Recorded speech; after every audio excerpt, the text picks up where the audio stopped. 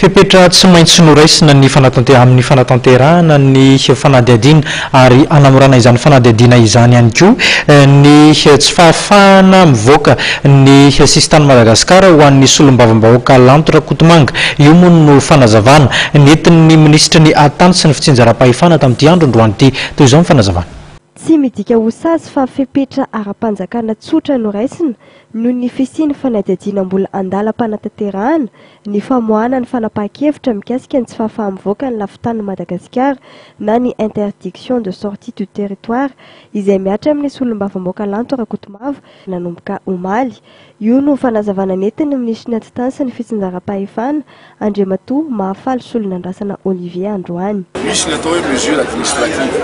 Arioa miainga foana amin'ny lalàna manan-kely, miainga amin'ny fitsarana ohatra amin'ny procureur général ohatra an'izay fa raha ohatra zany misy ny ilana an'izay ohatra hoe nécessité d'enquête zavatra ohatran'izany, zavatra fanao zany dia apetraka zany izay interdiction de sortie zany sazy akory fa efa mesure administrative zay efa fanao ary tsy tokony ataitra zany raha ohatra misy ilany fanapanjakana azy zany amin'izay lafiny fanadihadiana zay dia atao zay zavatra zay fa za zany tsy afaka miteny hoe izy na zay ST zay fa ny azoko ambara zany mesure administrative dia izy ary tsy sazy akory fa ma mesure administrative azy natao mba ahafahana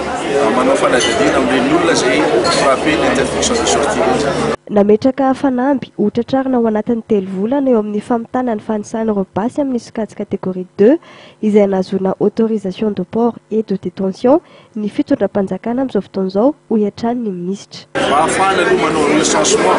hoe ny olona izay manana ireny fitaovam-piadiana ireny ara-dalàna manana autorisation zany no nanaovana azy voalohany ary raha ohatra ilaina zany ahafahana mirégulariser ny sasany satria izy nandray tsy fanahinina misy olona tsy mahafantatra dia mandalàna dia mitazona ny fitaovam-piadiana ireny kanefa zava-doza dia tsy fananana izay autorisation de port de détention d'arme zany. Tanjona lehibe raha ny fanazavana ny ahafahana mifehy fivezivezen'ny basy sy adiana ihany koa amin'ny tsy fandriam-pahalemana raha ny fanamarian'ny ministra.